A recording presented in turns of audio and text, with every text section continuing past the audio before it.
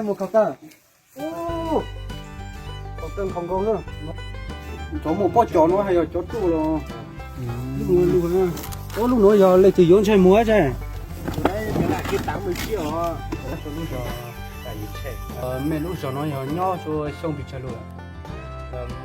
91 bia mình ơi cái chọc là mà lên nó sáng uống á và nha chúc phá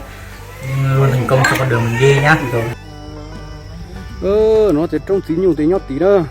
cũng chạy chạy ít lại biết lụt chủ thì ít lấy lo ít giải khâu che sư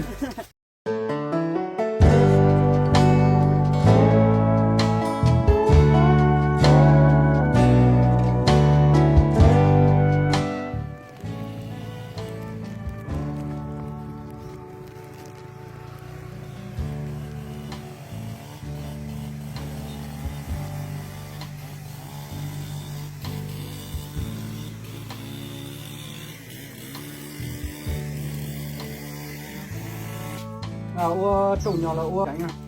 út trộn chả Đây mua anh. em một cặp ta ô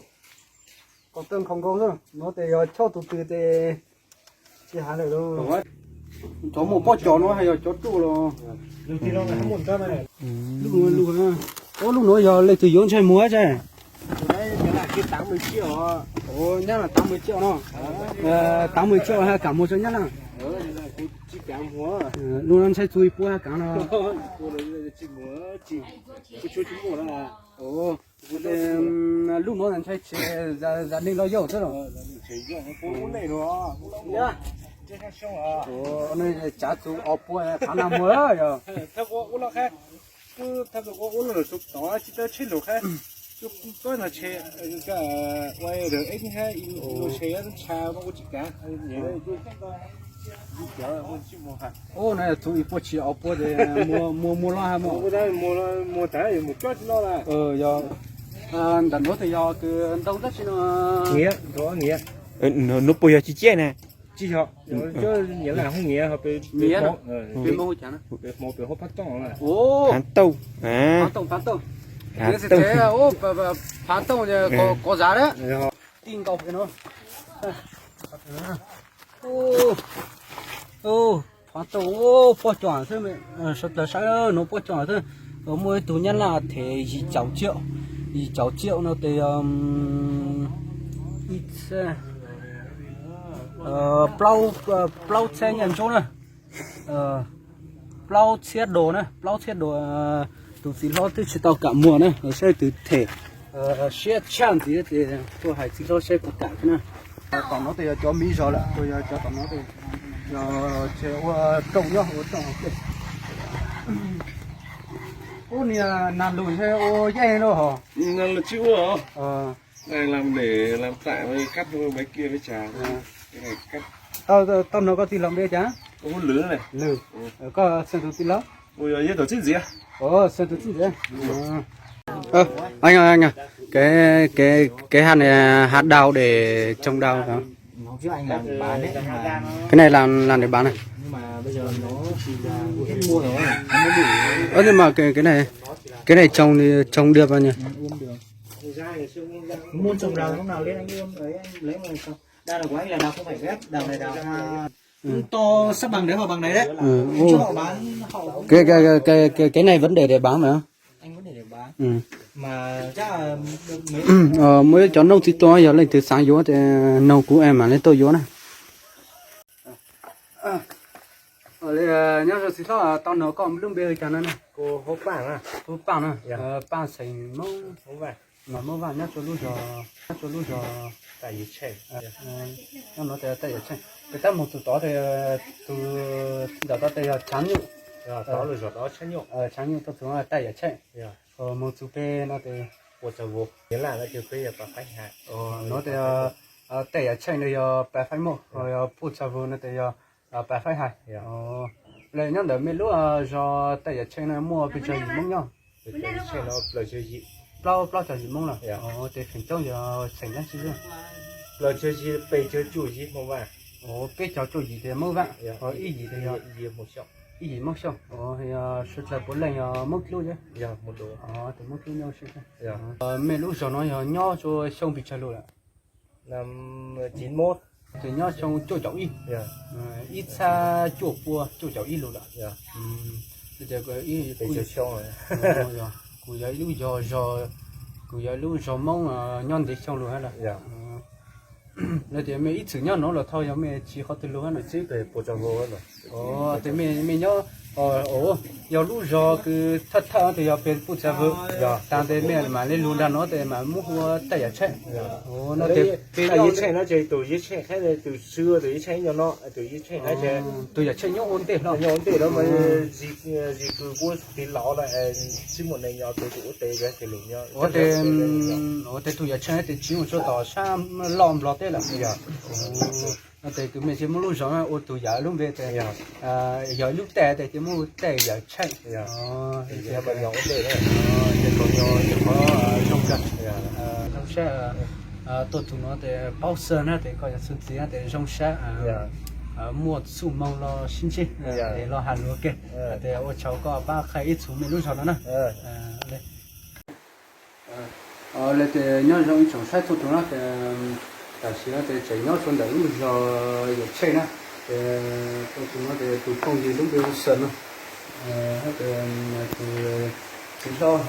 lúc bây sang thì tụi nó thì ở tụi tôi ít của món của xuân nó đấy đây khá lâu này giờ tụi nó thì mấy chỗ xuân nó thì ô cháu này cháu chúc còn phải dặn mình cho mọi anh chị thì cái nó ăn nhau trong ô lăng chỉ lo cho anh em một thế nào bạn nhá thì học biết không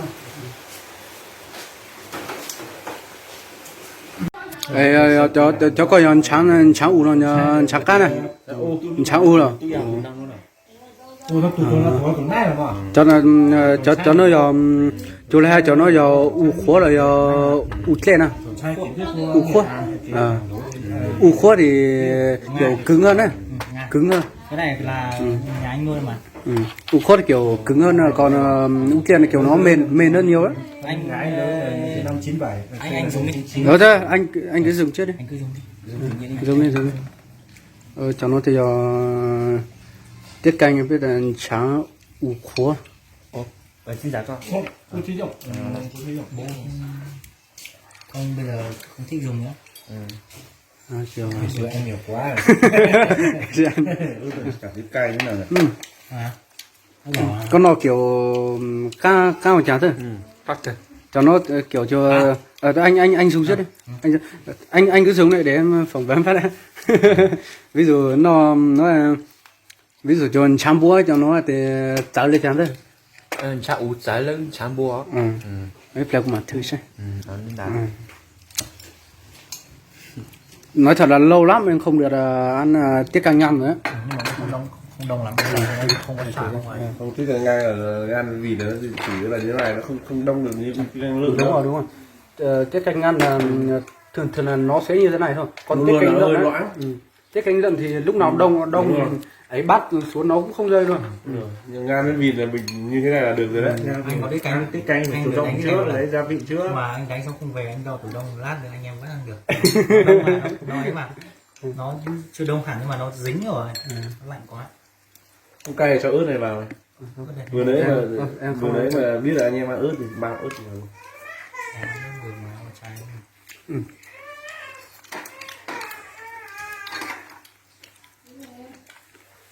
bia mình ơi dễ chọc là mà lên nó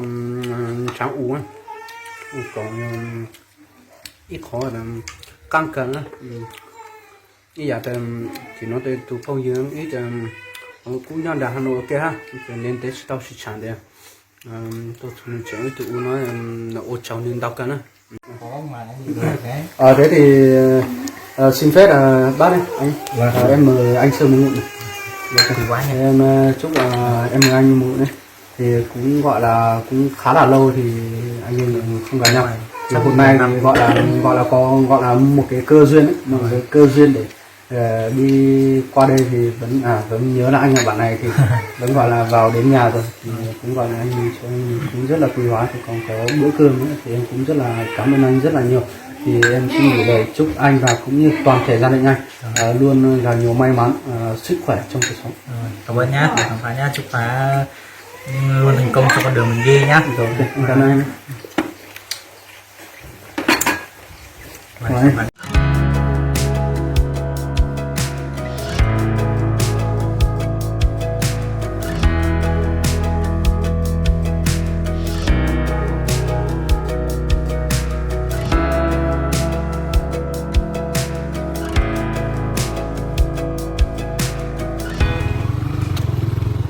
Đọc bảo nữa. Cái gì á? Cú hay luôn. Cú luôn hay luôn hay. Chi luôn hay. Ở đây, ô nó lũ ám tàu nó chế nó chế lũ ám tàu. Ô lúc nó là 100 bộ chia cha.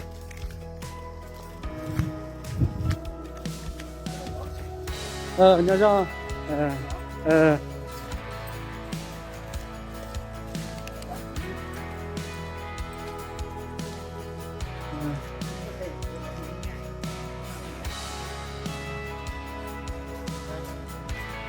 ô bùa từ ghế bùa mông ô nó được nó cũng bùa ha.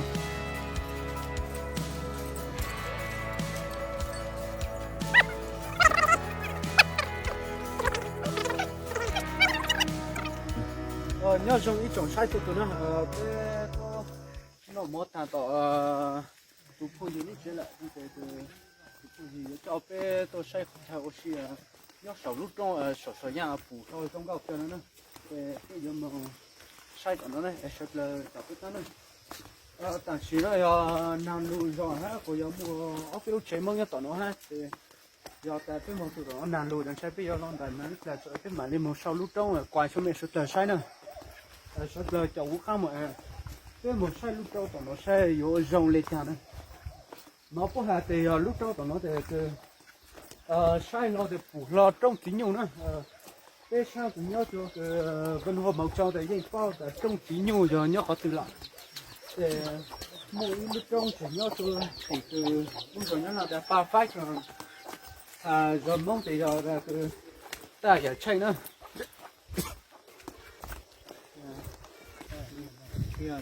ôi bạn đâu rõ mày rồi dạ phải cái này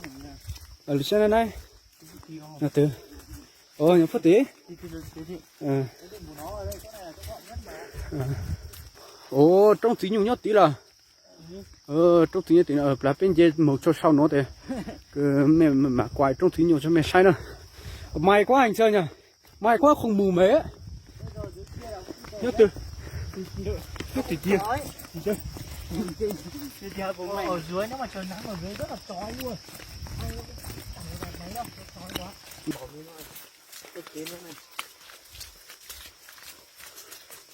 là cái gì đó để tinh đau thế hả?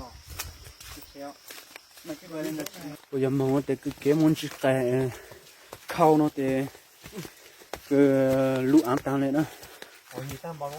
cái món chim lúa ha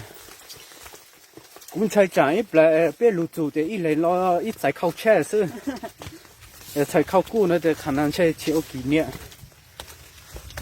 tại sao để bên kia yếu chủ nữa rất là chảo cá bên một sai sau nó yếu trong cầu lên chả nữa tại sao nó cũng tốt bùi cho phu nhân rằng ha bên một sai sau nó hay lên một phu rồi tại sao để tôi tăng số cho nữa sai không anh sao rồi anh sợ đi lại được dép mới đi thật đấy tại sao để tôi tụ cho sau lúc trông rồi nữa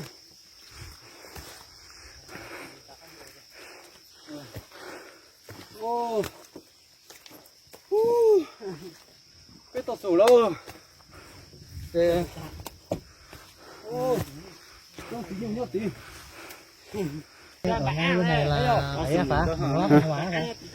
mưa lát Thanh Hóa ở bên này phải không?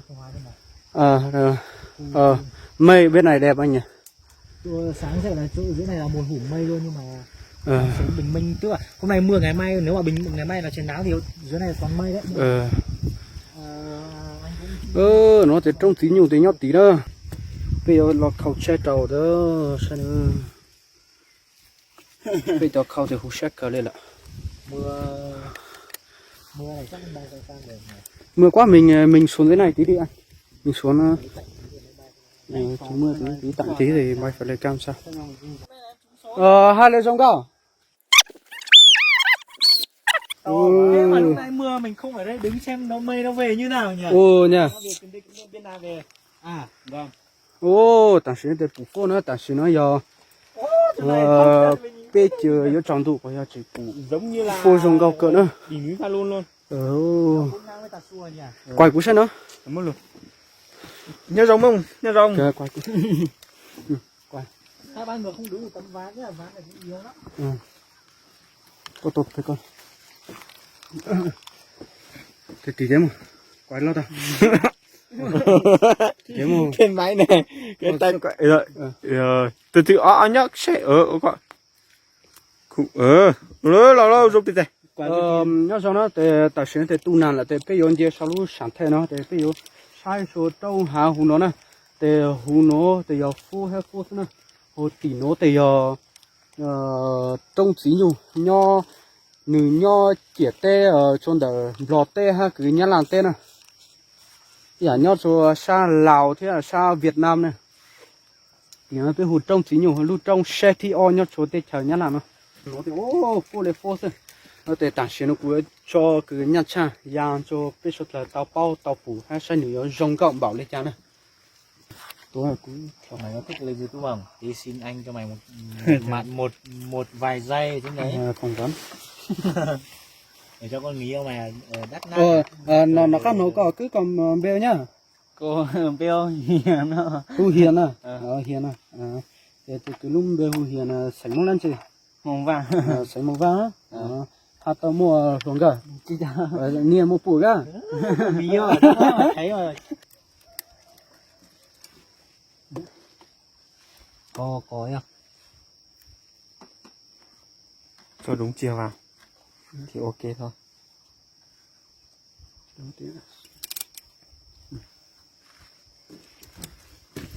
cái ý ông tây cũng nói là cứ mà biết cho nó nấm bùa hay cái mà màu nữa bài này cũng khá là nguy hiểm đấy. Sắt tay à. Sao mà tan nhanh thế nhỉ?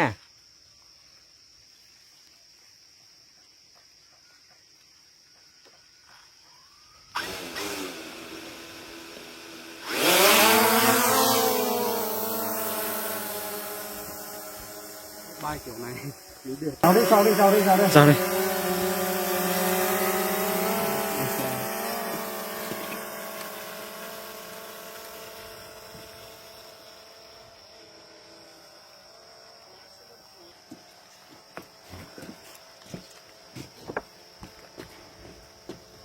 Không sợ vướng lên kia chứ nhỉ?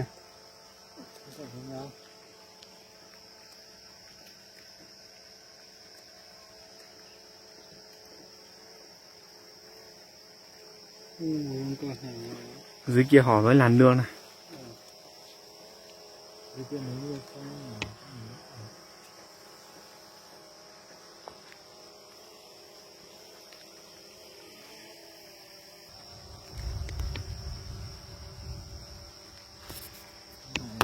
Anh Sơn thì đẹp như là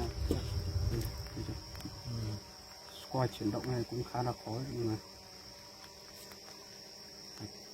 cố gắng xoay thôi. Một số người toàn dùng tự động ấy, em phải quay bàn tay hết.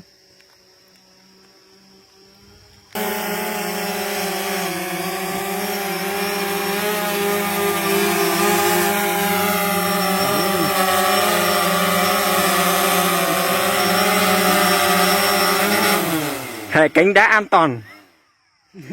Cái an toàn. Anh ấn cái nút đỏ trên máy không? Đấy. Ok. Không ấn nút này mình tắt không lưu được video đâu. Mình tắt cái này là không lưu được video trên này nữa. Đúng rồi. Ok. nhiều quá chứ này số cái này xong rồi về qua đây vô quăng đó kia quay một ta chỉ quay một qua đi quay cho nó ừ quay cho tao nó hay bùi trong cả nó còn nhớ nó này nhớ dùng ít trồng sai cho tụi nó để ta sẽ biết tôi mua sầu lúc trong ở nhớ cho thì ba phách tăng lại nè để cứ thầu nối nhớ giờ cứ bé chiều vô trong tua chứ cô giờ nhớ nàn lúc ta để phố thì ô cú rong cao chuột thầu sân rú lên nè để cú bù ta rong cao cái lên nhớ nó để cứ ít lúc trong nó thì cú sai thì giờ ít lúc trong tàu cho biết tôi oxy cần cao nè giờ lên từ sáng tôi oxy nó thì cứ số là tôi lo nè tôi thầu sân rú để cú bù phố rong cái lên nè